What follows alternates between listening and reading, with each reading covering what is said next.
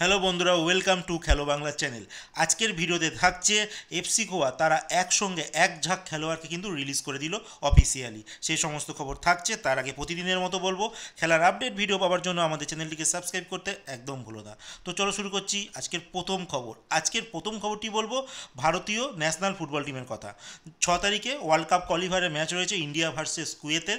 আর সেই ম্যাচে অন্যতম একজন গুরুত্বপূর্ণ ফুটবলার মেহতাব সিং তিনি কিন্তু থাকছেন না। তো বলে রাখি, তার কোনো চোট কিন্তু লাগেনি। তার পার্সোনাল কিছু রিজন দেখিয়ে তিনি টিম থেকে বেরিয়ে গেলেন, মানে এই ম্যাচগুলোতে তিনি খেলছেন না। বলে রাখি, ইদানিংকালে দেখা যাচ্ছে অনেক খেলোয়াড়ই দেশের হয়ে যখন খেলতে যাচ্ছে তাদের পার্সোনাল অনেক কিছু রিজন দেখিয়ে সরে যাচ্ছে। যেরকম আপুইয়া কথাই বলি, তার পরীক্ষার জন্য তিনি ন্যাশনাল টিমের হয়ে কিন্তু খেলছেন না।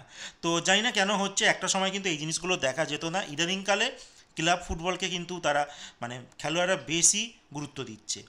তো এরপরে যে খবরটি বলবো রয় কৃষ্ণাকে নিয়ে। রয় কৃষ্ণা এই মুহূর্তে শোনা যাচ্ছে তিনি উড়িষ্যাতেই কিন্তু স্টে করে যাচ্ছেন। আর তিনি যদি উড়িষ্যাতে না থাকেন তাহলে তিনি ইন্ডিয়ার বাইরে অকল্যান্ড, তার পুরনো ক্লাব আছে, সেখানে কিন্তু চলে যাবেন। তো বাট আপাতত বলে রাখি, উড়িষ্যা এফসি তাদের পুরো টিমটাকে তেমনই ধরে রাখার চেষ্টা করছে।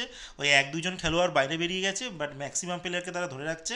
তো সেই দিক থেকে তাদের যে ফরওয়ার্ড লাইন রয়েছে, তো সেটাকে তারা ধরে রাখারই চেষ্টা করছে।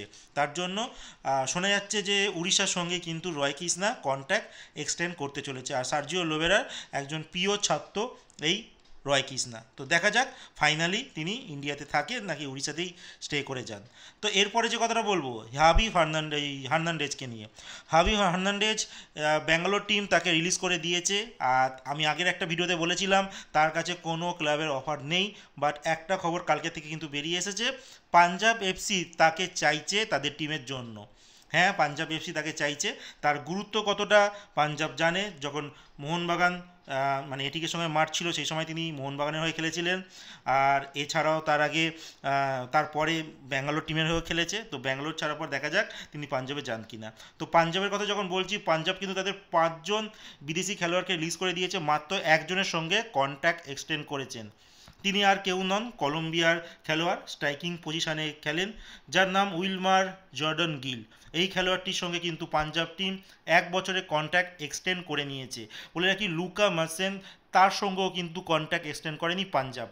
আর এই লুকার সঙ্গে কিন্তু আইএসএলের কোনো ক্লাবও কোনো যোগাযোগ হয়নি। হ্যাঁ, আই লিগের ক্লাব কিন্তু তাকে চাইছে, কিন্তু লুকা চাইছে তিনি আইএসএল খেলতে।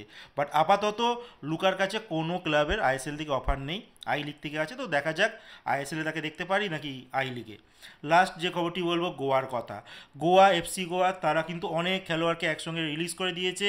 ব্র্যান্ডন ফার্নান্ডেজকেও কিন্তু তারা রিলিজ করে দিয়েছে, সেভিয়ার গামাকে ছেড়ে দিয়েছে, নোয়া সাদাওকে তো বলেইছিলাম অনেক ভিডিওর আগে, তিনি তো এখন কেরালার খেলোয়াড় হয়ে গেছে। ভিক্টরকেও ছেড়ে দিয়েছে।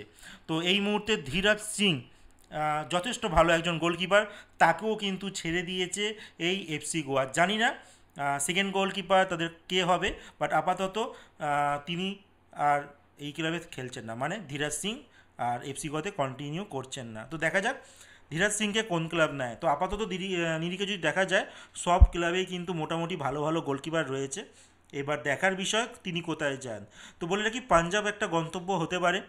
পাঞ্জাবে কিন্তু অনেক গোলকিপার পজিশনে এখনও অবধি সেরকম তেমন নাম কেউ নেই, বড় নাম।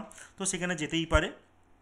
আর যদি বলি, এছাড়া মোহনবাগান বলো, ইস্টবেঙ্গল বলো, উড়িষ্যা বলো, ব্যাঙ্গালোর বলো, সবারই কিন্তু একটা বড় নাম করা গোলকিপার প্রত্যেকটা টিমেই রয়েছে। আর গোয়া টিমেও তো একজন তো গোলকিপার রয়েছে, আর মুম্বাই টিমেও রয়েছে। তো দেখা যাক ফাইনালি ধীরাজ সিং কোন ক্লাবে সই করে।